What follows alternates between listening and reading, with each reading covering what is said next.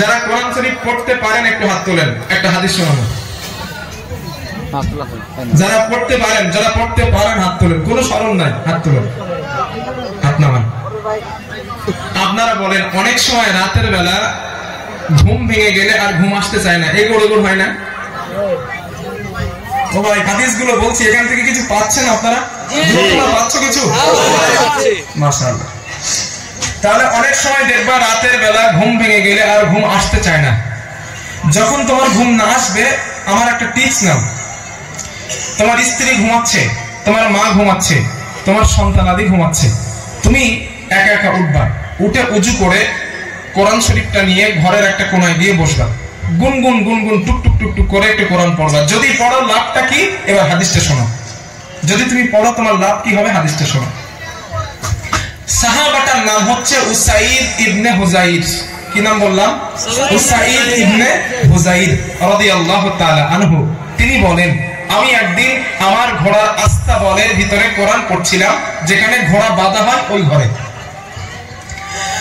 আমি রাতের বেলা কোরআন তেলাওয়াত করছিলাম। কোরআন তেলাওয়াত করতে করতে ঈদ জালাত ফারসুহু, আমার ঘোড়াটা লাফানো শুরু করে দেয়। আমি কোরআন তেলাওয়াতটা বন্ধ করে দিলাম, আমার ঘোড়াটা লাফানো বন্ধ করে দেয়। আমি আবার তেলাওয়াত করতে লাগলাম, আমার ঘোড়াটা লাফানো শুরু করলো। সুম্মা জালাত আইযান, আমি আবার তেলাওয়াত করতে লাগলাম, আমার ঘোড়াটা লাফানো শুরু করলো। আমি আবার তেলাওয়াত বন্ধ করে দিলাম, আমার ঘোড়াটা লাফানো বন্ধ করে দেয়। ওই সাহাবা উসাইদ বলেন, আমার ভয় হচ্ছিল, আমার দুইটা কোনো ঘর নাই, একটাই মাত্র আমার ঘর।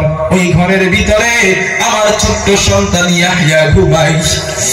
হাসিত আনতা তো ইয়াহইয়া, আমার সন্তান ইয়াহইয়া ওই ঘরের ভিতরে ঘুমায়। আমার ভয় হচ্ছিল ঘোড়ার লাফালাফির কারণে, ঘোড়ার পদস্থলের কারণে আমার সন্তান ইয়াহইয়ার কোনো ক্ষতি হয়ে যায় কিনা। এই জন্য আমি কোরআন তেলাওয়াতটা বন্ধ করে দিলাম। আমি তেলাওয়াত বন্ধ করে দিয়া আসমানের দিকে মাথা উঁচু করে যখন তাকালাম, তাকানোর পর ফিহা আমসালুস সুরুর, অসংখ্য নূর আর নূরগুলো দেখতে পেলাম। ওই সাহাবা বলেন, আমার মাথায় কিছু আসলো না। সকালবেলা আল্লাহর নবীর কাছে চলে গেলাম, ইয়া রাসূলুল্লাহ, আমি রাতে তেলাওয়াত করতেছিলাম, আমার ঘোড়াটা লাফায়, বন্ধ করে দেই, ঘোড়া লাফানো বন্ধ হয়ে যায়, আবার তেলাওয়াত করি, ঘোড়া লাফানো শুরু করে দেয়।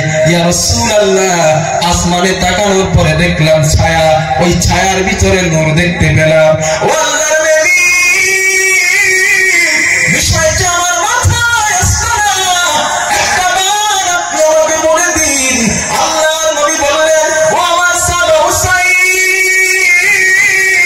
কতটা ভুল তুমি করেছো, যে নূরগুলো তুমি দেখতে পেয়েছো, ওই নূরগুলো অন্য কেউ নয়, অন্য কেউ নয়, তিলকাল মালাইকা, আল্লাহর ফেরেশতারা তোমার কোরআন শুনতেছিল। এরপরে আল্লাহর নবী বললেন, লাউ ক্বরাআতা লাআসবাহতা হাত্তা ইয়ারাহা আন-নাস মা তাস্তাদিরু মিনহুম। ও আমার সাহাবা উসাইদ, সারা যদি তুমি কোরআন তেলাওয়াতটা বন্ধ না করে দিয়া, কোরআন তেলাওয়াত যদি করতা, সারা রাত যদি তুমি তেলাওয়াত করতে থাকতা, সকালবেলা ফজরের সময় মুসল্লিরা যখন নামাজের জন্য মসজিদে আসতো, আল্লাহর ফেরেশতাদের দুনিয়া মানুষ স্বচক্ষে তারা দেখতে পেত। রাত্রে ঘুম ভেঙে গেলে একটু কোরআনটা পড়ো, তাকদীর যদি ভালো হয়, আল্লাহর ফেরেশতাদের তুমি দুনিয়া থেকেই দেখতে পাবে, এই হাদিসের উপরে আমল করার কারণে। কথা বুঝতে পারছো?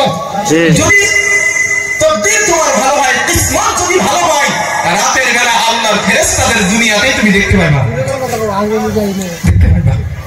এই জন্য রাতের বেলা একটু কোরআন তেলাওয়াত করেন। এবার